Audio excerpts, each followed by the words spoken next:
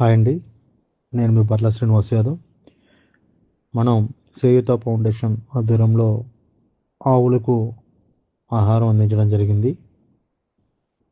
ఆ క్రమంలో మనం ఈ ఆబోతు అంటే తాడిపెద్ద అంటారు కొన్ని ఏరియాల్లో ఆబోతు అని కూడా అంటారు.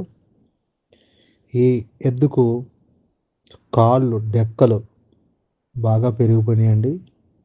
ఇది నడిచే అవకాశం లేక, బయటకెళ్ళి తిండి తినే అవకాశం లేక, చూస్తున్నారు కదా కాళ్ళు ఎంత పెరిగిపోయినాయో.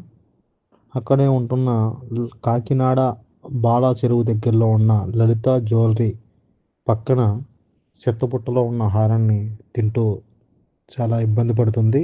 ఆ డెక్కలు చూశారు కదా ఎంత పెరిగిపోయినాయో.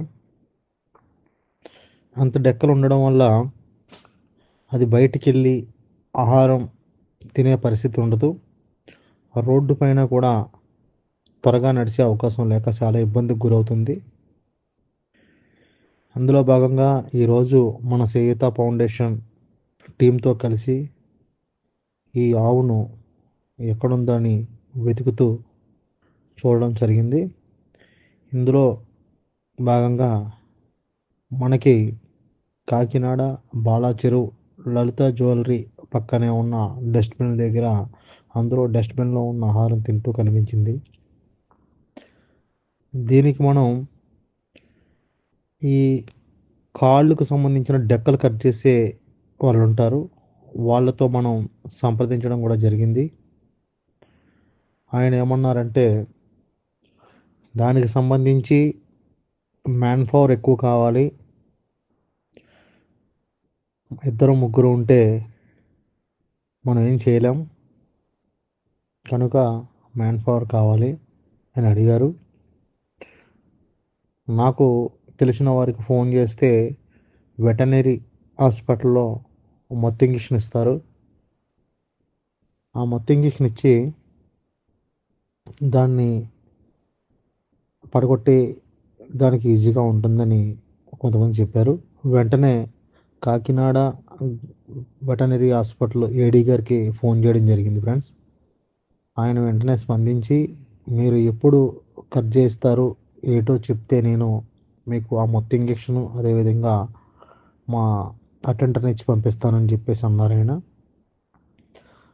ఇదే విషయాన్ని ఈ డెక్కలు కట్ చేసిన ఆయనకి నేను కాల్ చేసి చెప్పడం జరిగింది. ఆయన కూడా దానికి అంగీకరించారు.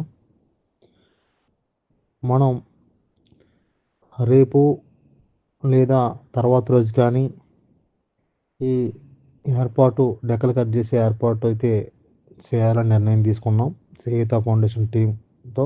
చూస్తున్నారు కదా ఫ్రెండ్స్ ఎలా నడుస్తుందో. అసలు అడుగు కూడా వెళ్ళిపోతుంది, చాలా ఇబ్బందికి గురవుతుంది. చూస్తున్నారు కదా వీడియోలో. ఇదే పరిస్థితి ఎన్నో సంవత్సరాల నుండి ఇబ్బంది పడుతుంది పాపం. మన చేయూత ఫౌండేషన్ ఆధ్వర్యంలో దానికి ఆ ఇబ్బందికి స్వస్తి పలకాలని, భగవంతుడు దానికి ఇంకొంత ఆయుష్ ఇచ్చి ఆరోగ్యంగా జీవించాలని అందరం కోరుకుందాం ఫ్రెండ్స్. పాపం ఆ డస్ట్బిన్లో దొరికే ఆహారంతోనే అది జీవిస్తుంది. అది చాలా బాధాకరమైన విషయం. ఇలానే ఇంకా 5 లేక 6 ఉన్నాయని తెలియపరిచారు చుట్టుపక్కల వారిని అడిగితే. వాటికి కూడా వీలైనంత వరకు సహాయం చేయండి, అవి కూడా ఇబ్బంది పడుతున్నాయి, కార్లకు అడ్డు వచ్చేస్తున్నాయి, చాలా ఇబ్బంది పడుతున్నాయి అని చెప్పారు ఫ్రెండ్స్. నేను ఒక్కడినే చేసే పని అయితే 6 కాదు ఇంకొక 60 ఆటలకు ఉన్నా చేయగలను ఫ్రెండ్స్.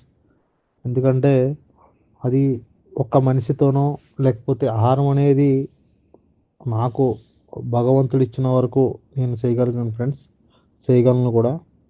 కానీ ఇదంతా కూడా ఖర్చుతో కూడుకున్నది, మ్యాన్ పవర్ కూడా కావాలి. కనుక మీ అందరి సహాయం ఆశిస్తున్నాం. చేయూత ఫౌండేషన్ అనేది మూగజీవాలకు ఆపదలు ఉన్నవారికి అండగా ఉండాలని ఒక దృఢ సంకల్పంతో దీన్ని ఏర్పాటు చేశాం ఫ్రెండ్స్. పాపం స్టార్టింగే మనకి ఇటువంటి పరిస్థితి ఎదురవుతుందని అనుకోలేదు. దాన్ని చూస్తుంటే చాలా బాధేస్తుంది. ఎందుకంటే మనం ఆబోతు లేక తాడిపెద్దిగా పిలిచే ఈ ఆబోతును మనం సాక్షాత్తు వెంకటేశ్వర స్వామి రూపంలో మనం కొలుస్తూ ఉంటాం హిందువులు. అటువంటిది ఎవరో మహానుభావులు దానికి వచ్చేసి ఊరి మీదకి వదిలారు. కానీ దాని పరిస్థితి ఇలా అవుతుందని వారికి కూడా తెలిసి ఉండదు. తెలిసుంటే మ్యాక్సిమం వారే చేసి ఏర్పాటు చేస్తారు. ఈ సెంటర్‌లో చూసారు కదా! ఎంతమంది వెళ్తా ఉన్నారు, వస్తా ఉన్నారు. ఎవరు కూడా దాన్ని పట్టించుకునే పరిస్థితి లేదు. ఎవరి పనిలో వాళ్ళు బిజీగా ఉంటారు. అదే కదా మన లైఫ్. ఆ పక్కనే ఆ డస్ట్‌బిన్‌లో ఆ చెత్తేస్తుంటే ఆ చెత్తలో ఉన్న కొన్ని వ్యర్థ పదార్థాలను తింటూ అది జీవనం సాగిస్తుంది ఫ్రెండ్స్.